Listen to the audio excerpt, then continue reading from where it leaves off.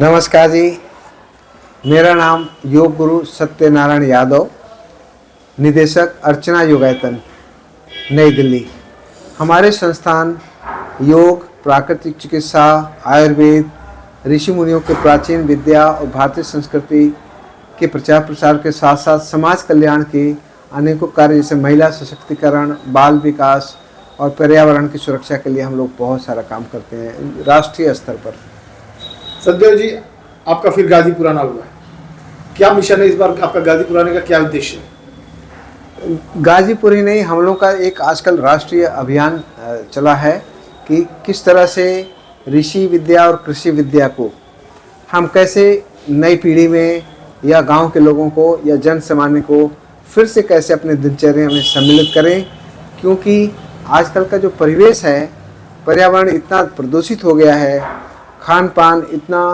जहरीला हो गया है, जैसे यूरिया का प्रयोग हो रहा है खाने की चीज़ों में, साग सब्जियों में, फलों में, अनाज में, दालों में, तो हर कोई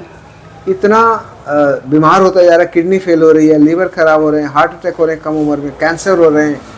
तो ये सारी बीमारियों का मुख्य कारण है कि खान पान को ठीक नहीं किया जा रहा है और अपने भारतीय संस्कृति से, प्रकृति से हम दूर होते चले जा रहे हैं। तो इसको ठीक करने के लिए हमारे संस्थान ने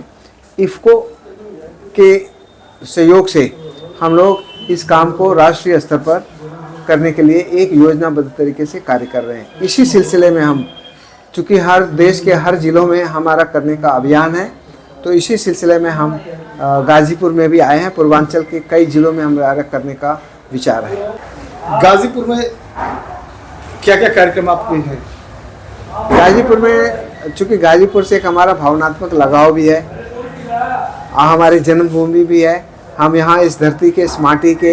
इस हवा के, इस पानी के, यहाँ के लोगों के हम ऋणी हैं, क्योंकि आज मैं जो कुछ भी हूँ यहाँ के लोगों के संस्कार के परिणाम स्वरूप ही हूँ। तो मैं चाहता हूँ कि यहाँ के लोगों को, चूँकि हर जिलों में हम एक कार्यक्रम करते हैं, लेकिन गाजीपुर के लिए हम चाहते हैं कि हर क्षेत्र में कार्य किया जाए और विद्यालयों के, महाविद्यालयों के या गाँव के लोगों को अपने 50 साल के अनुभव को हम लोगों को बताएं। और हम चाहते हैं कि पर्यावरण के संरक्षण के लिए जब हमारी नई पीढ़ी आगे आएगी और जन सामान्य जब आगे आएंगे, क्योंकि हम सबसे आह्वान करते हैं कि पर्यावरण की सुरक्षा करना केवल सरकार का कर्तव्य नहीं है या किसी विभाग या किसी एनजीओ का कर्तव्य नहीं है, हम सबका कर्तव्य है कि सब लोग मिल करके पेड़ों को जैसे काटने की,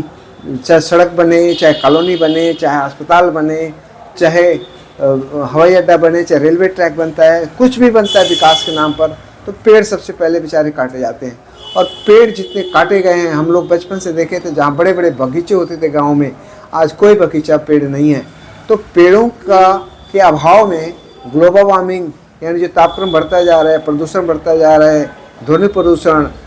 वायु प्रदूषण, वैचारिक प्रदूषण और जल प्रदूषण सारा विकसित होता जा रहा है, बढ़ता जा रहा है। और ये आने वाले समय में हमारा जीना दुभर हो जाएगा, सांस लेना दुभर हो जाएगा, मिट्टी, धरती के अंदर पानी नहीं रहेगा, अगर पेड़ नहीं रहेंगे तो बारिश भी नहीं होगी और हमारा पूरा वायुमंडल रहने के योग्य नहीं रह जाएगा। तो हम चाहते हैं कि अगर हम लोग चिंतनशील, हम समाज के प्रति हमारी जिम्मेदारी है कि समाज के लोगों को हम कैसे सुरक्षित रख सकते हैं, कैसे मार्गदर्शन दे सकते हैं। तो हम योग की क्रियाएं, प्राणायाम, ध्यान, खान पान और प्रकृति के निकट रहने के लिए महत्व को बताते हैं। और प्रकृति के संरक्षण के साथ साथ प्रकृति को सहयोग देने के लिए हम लोग वृक्षारोपण भी बहुत बड़े स्तर पर करते हैं। तो हम चाहते हैं कि सारी चीज़ें क्यों करना है और क्यों ज़रूरत है, हमारा संस्थान इसको बच्चों को, नई पीढ़ी को, नौजवानों को, ग्रामीण लोगों को और हर अस्पताल, हर कॉलोनी के RWA के माध्यम से या हर संस्थाओं, गैर सरकारी यह हो, सरकारी हो चाहे गैर सरकारी संस्थान हो, हम छोटे छोटे कस्बों से लेके, गांव से लेके महानगरों तक हम एक अभियान छिड़े हुए, इसको हम करेंगे और इसीलिए हम गाजीपुर में भी आए। ये हमारा कार्यक्रम का मुख्य उद्देश्य है जय जवान जय किसान,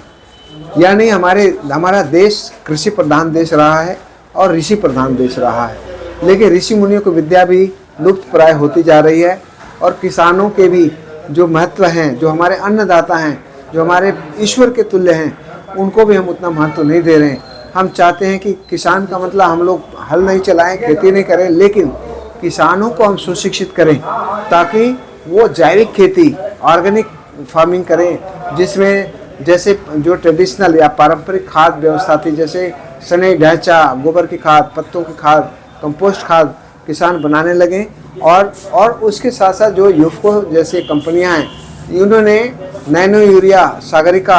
नैनो डीएपी,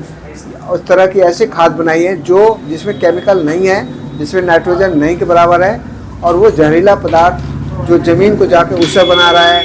पानी को जहरीला बना रहा है, नाइट्रेट जाके पानी को विषाक्त बना रहा है, और वही पानी जब किसान खेती के लिए, सिंचाई के लिए लाता है बाहर नलकूप से, ट्यूबवेल से, जैसे भी, तो वो जब सूर्य किरण से वाष्पीकरण होता है, इवेपोरेशन होता है, तो वो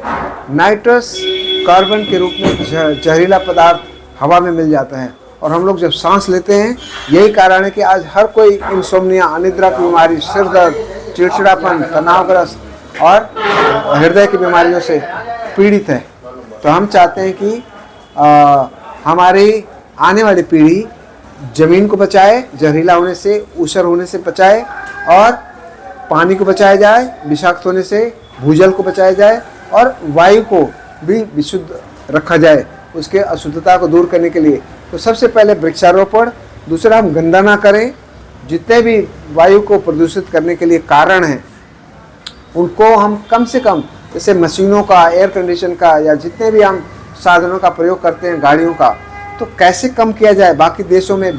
कई देशों ने गाड़ियों पर अंकुश लगाया है, बिना गाड़ी के चल रहे हैं। तो हम चाहते हैं कि उस चीज़ के लिए प्रशिक्षित किया जाए, लोगों को जागरूक किया जाए कि पर्यावरण की सुरक्षा, पेड़ों को रक्षा किया जाए, काटा न जाए, और नए नए पेड़ लगाए जाए। तो चूँकि इन सब कारणों को हम जान रहे हैं कि क्यों हम प्रदूषित वातावरण में रहने को विवश हो रहे हैं, या कैसे विषाक्त भोजन करने को विवश हो रहे हैं, तो हम जो कार्यक्रम करते हैं विद्यालयों में, महाविद्यालयों में, गाँवों में या संस्थाओं में, तो हम सबसे आह्वान करते हैं कि केवल विद्यार्थी ही नहीं, जो भी इस कार्यक्रम में सम्मिलित होते हैं, हम सबसे आह्वान करते हैं कि जो हमने योग की क्रियाएं, ऋषि मुनियों को, विद्या को बताया है, प्राणायाम को बताया है, खान पान के बारे में बताया है, पर्यावरण की सुरक्षा के लिए बताया है, वृक्षारोपण के महत्व को बताया है, वो सभी लोगों से आह्वान करते हैं कि केवल आप ही नहीं, आप कम से कम 10 से 50 लोगों को शिक्षित कीजिए, और जन जन तक ये मैसेज चला जाए। और आने वाले समय में हर किसान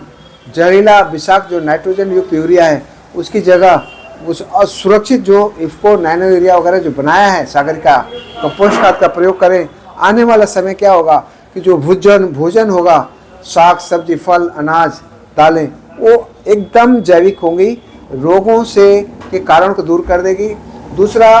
कि हर बच्चा, हर नौजवान, हर किसान, हर नागरिक हमारे कार्यक्रम को जो कार्यक्रम में भाग लेते हैं, वे लोग, सब लोग इस चीज़ को समझेंगे, तो आने वाला समय 100% लोग स्वस्थ हो जाएंगे, और वायुमंडल, पर्यावरण, वातावरण सुरक्षित, शुद्ध हो जाएगा। हमारी मिट्टी, पानी और हवा शुद्ध हो जाएंगे। हमारा यही उद्देश्य है। तो हमें आपके माध्यम से यही सबसे जनता से हम अनुरोध करते हैं कि जो भी इस कार्यक्रम को सुने, समझे, वे सब लोग अपने अपने घरों के आसपास पेड़ लगाएं और दूसरों को पेड़ लगाने के लिए जागरूक करें। नमस्कार।